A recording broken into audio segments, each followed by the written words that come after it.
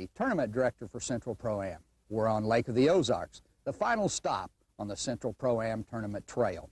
There's over $50,000 in cash and prizes that will be awarded. Plus, by the end of the day, we're going to know who makes the Ranger Mercury Pro-Am Bass Fishing Championship. Stay with us. We'll be right back.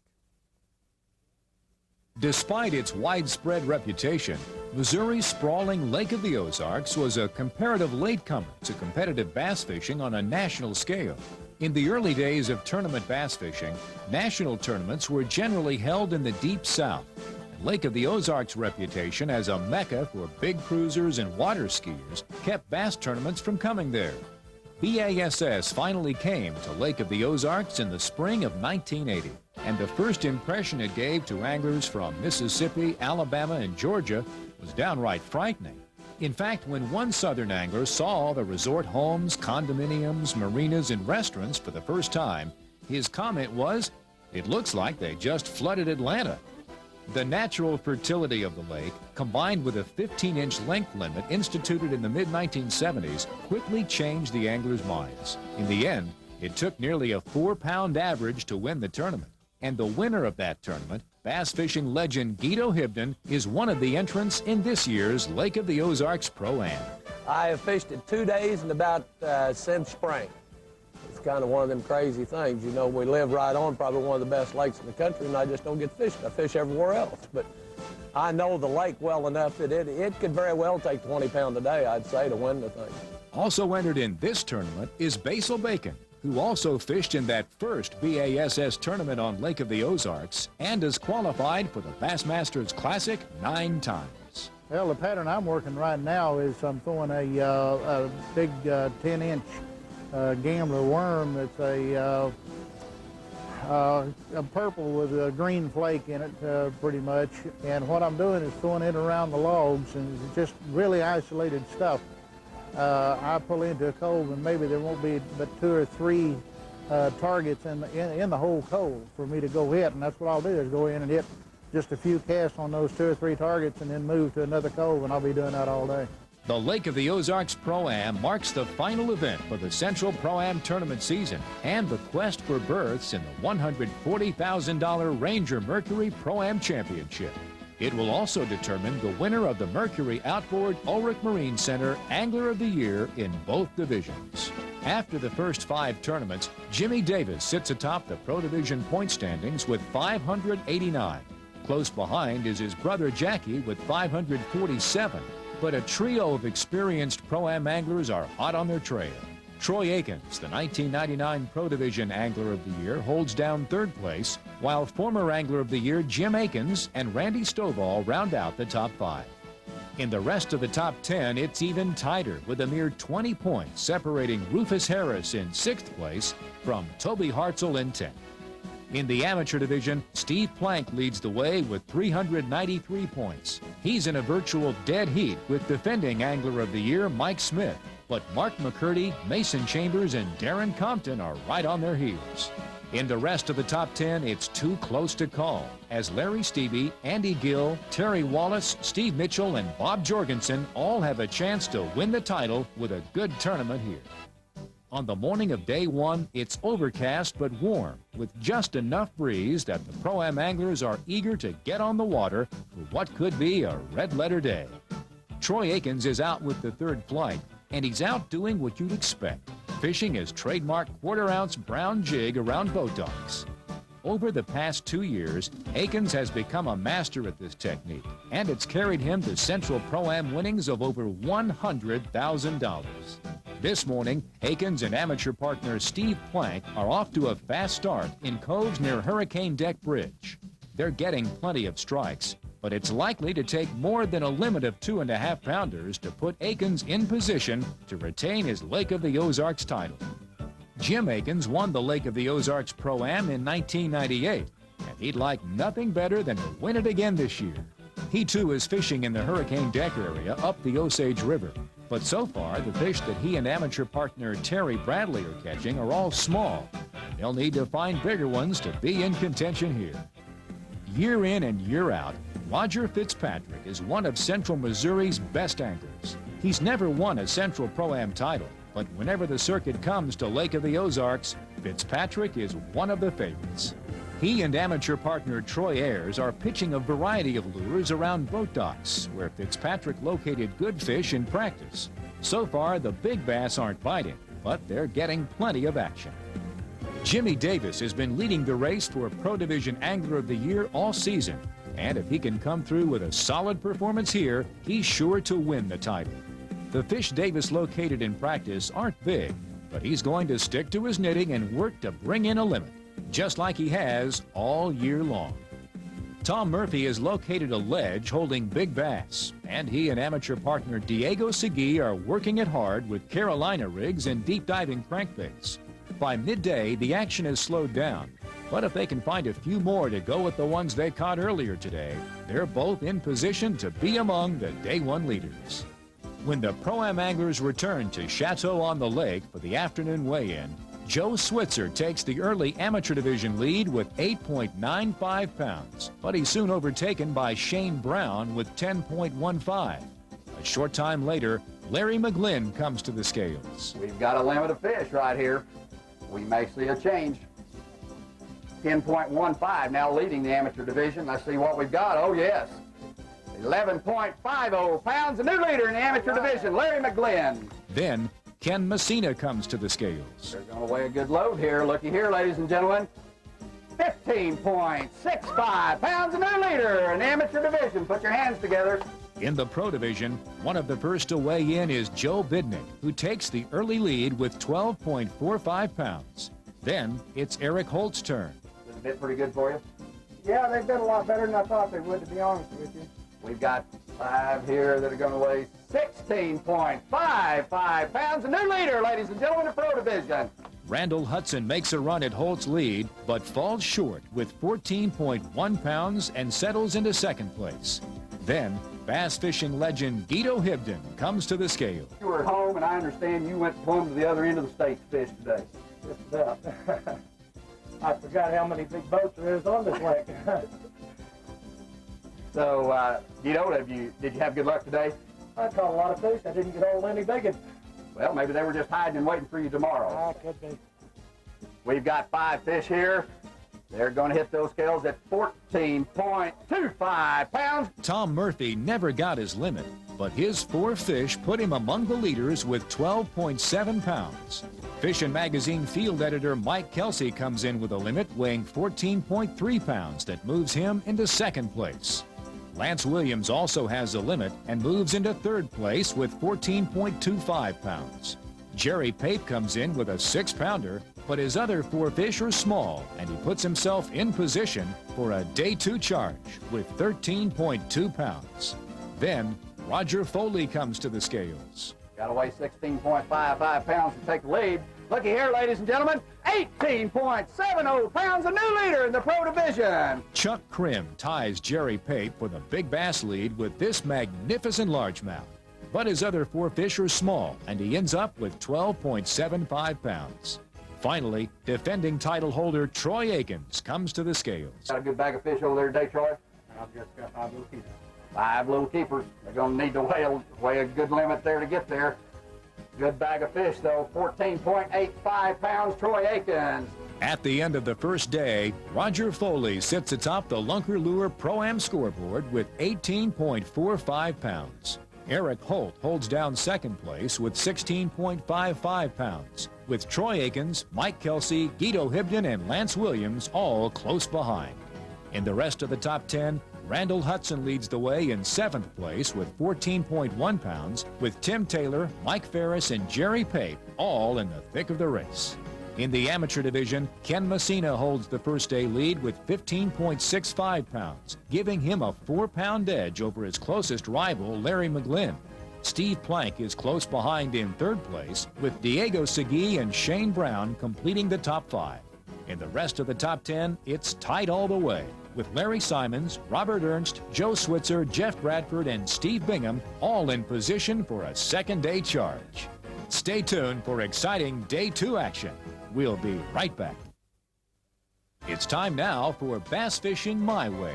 Helpful hints from some of Central Pro-Am's top competitors. Brought to you by Daylight Donuts, the best donuts around. Troy Akins won the Lake of the Ozarks Pro-Am in 1999, fishing what he almost always fishes, a brown jig around boat docks. But there's a lot to learn when he explains how he does it his way. A jig is a big fish bait, and a lot of times you pitch into that structure. And the key thing on flipping or pitching or boat docks or structure or anything is when you pitch the jig, the second it hits the water, it needs to be falling straight down. And it needs to be a vertical presentation, that when the fish are laying in the brush pile or beside the boat dock, that the fish see it just falling right straight in front of them. And lots of times it's more of a reaction bite than what it is a feeding bite. Well, I feel like line size is one of the most important things to jig fishing, or just about any kind of fishing. The speed the bait falls in front of that fish or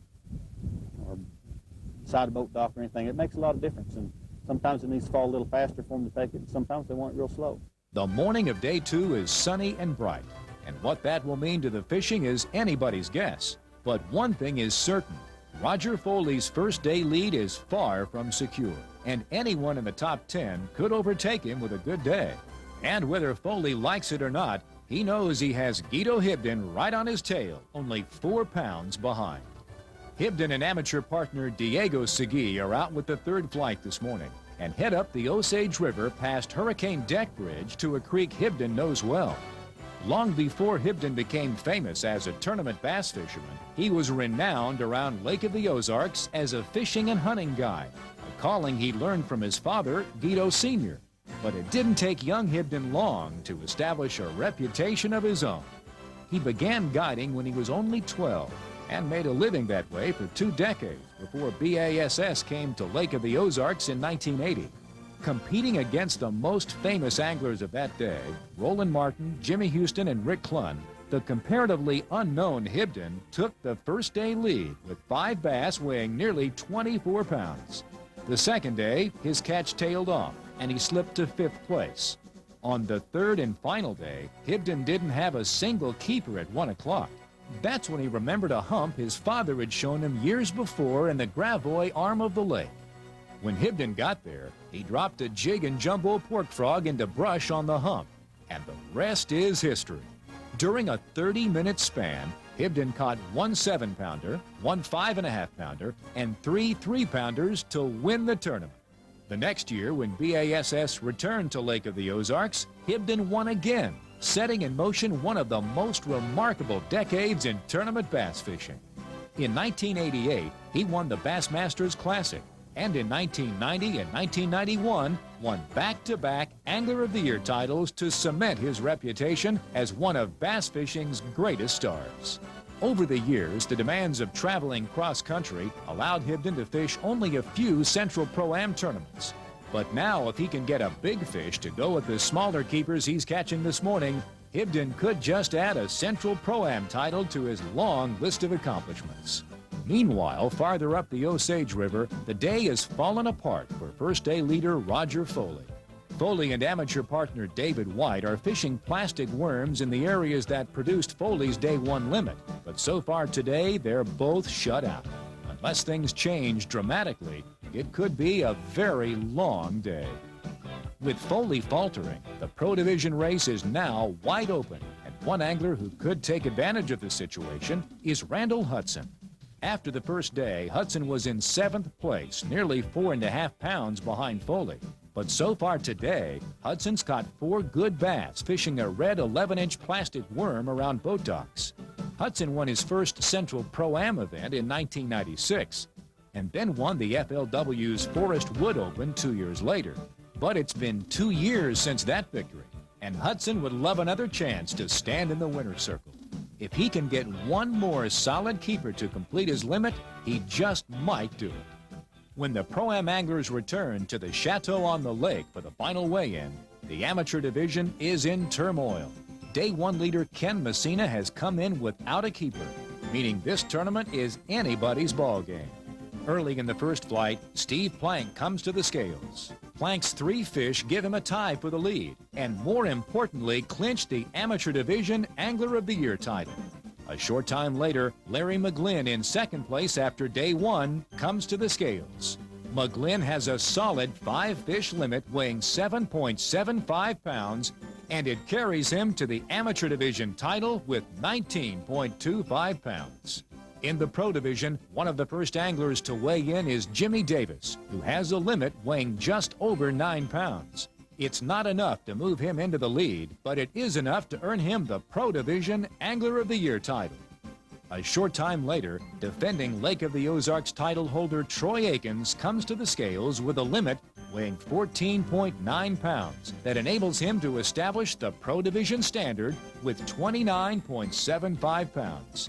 The first to challenge Akins' lead is Lance Williams. He has a second straight limit, this one weighing 13.9 pounds, but he falls just short of overtaking Akins. When the third flight arrives, Guido Hibden comes to the scales to challenge Akins' lead. Guido has 5 fish today. They're going to push up there to 12.10 pounds. Let's see what we've got here. Guido, how'd you catch your fish? I was pulling a big worm, big gambler worm, 10-inch. It's just a matter of fishing real slow. You know, there was a lot of people pitching jigs around the docks, and I fished the same dock right in behind them and still caught the fish. I never did get any bites from any big ones. It's an incredible deal. I mean, how you can fish 2 days around them to that many and not catch them. I want to thank you all. I think you run one of the best tournament circuits in the country. I can tell you that, and I'll be back. Thank you very much. Guido Hibden, 26.35 pounds. Looks like you're headed for a check, sir. Finally, there's only one angler left who can overtake Troy Akins, and that's Randall Hudson. Randall had a limit of fish yesterday. It weighed 14.10 pounds. Got a good bag of fish here today. Let's look out, folks. Looky here. 19.15 pounds, Randall Hudson. It's official now. Randall Hudson wins his second Central Pro-Am title with a 2-day total of 33.25 pounds. Right behind Hudson on the Lunker Lure Pro-Am scoreboard is Troy Akins, who finishes second with 29.75 pounds. But it's tight from there on, as Lance Williams achieves his highest Pro-Am finish ever to edge Mike Malone and Eric Holt for third place. In the rest of the top 10, Jerry Pate leads the way in sixth place, with Guido Hibden, Jerry Weisinger, Mike Baker, and Jim Akins all close behind. In the amateur division, Larry McGlynn's solid second-day performance carries him to his first Central Pro-Am title with 19.25 pounds. Joe Switzer barely edges Chuck Bramwell for second place with 16.75 pounds, while Don Dreiling and Diego Segui complete the top 5. In the rest of the top 10, first-day leader Ken Messina and Steve Plank end up in a tie for sixth, with Shane Brown, Jerome Hickey, and David White close behind. Stay tuned for tournament winning tips from Randall Hudson. We'll be right back. It's time now for Tips from the Top, techniques you can use to catch more fish. Brought to you by Ranger Boats, where they still build them one at a time. I just got this new boat, and hadn't even had it in the water yet. So I thought, well, I'm going to put in up there by the bridge and fish around. And I know on Truman Lake, the big red worm, this time of the year works. Of course, there's a lot of timber in Truman, and I thought, well, I'll just try it. And I caught a couple of real nice fish on it. So that was really the beginning of it. I mean, that was a key, because I realized the fish that I would get bit with was a big fish. I'd start out at the mouth of the small creeks and start working back, and it seemed like out on the front I'd catch small fish, maybe Kentucky or two, you know, but about the time I'd get halfway back on a little point, or if there was a dock that had a piece of brush or something on it, the bite you would get would be a whole lot better bite than the ones out in front. And matter of fact, I never caught a keeper fish beyond halfway out. I mean, it was either halfway and all the way to the back or not. You know, I just couldn't catch one. It was slow, of course. This time of the year, the fish aren't real active, and just drag it as slow as you could, and the bite would be subtle. It wouldn't be a real hard thump bite or something. It would just be soft, and you'd think maybe it was hung on a limb or a piece of line or something, but you better be jerking, because it might be a fish, and most of them was. I was using a 5/0 offset worm hook with 11-inch worm, using a quarter-inch or quarter-ounce weight. I peg the weight. That's about all I do, and I leave it just a little above the hook so it'll wobble a little more. If you got a little slack between your weight and your worm, it lets your worm do a little more wiggling, I guess you'd say. Whereas if it's solid against it, This piece here more or less just runs through the water straight, and on a wiggle you got back here. And by the way, that's my last one. I was down to my last worm today. It's great to see such a seasoned veteran like Randall Hudson back in the winner's circle. It's good to see so many new young anglers qualify for the Ranger Mercury Pro-Am Bass Fishing Championship. Thanks so much for being with us. We'll see you next time on the Fishin' Magazine television series. The Fishin' Magazine television series is brought to you by Ranger Boats, where they still build them one at a time, so you can fish hard, run strong, and rest easy. Bass Pro Shops, where you get more.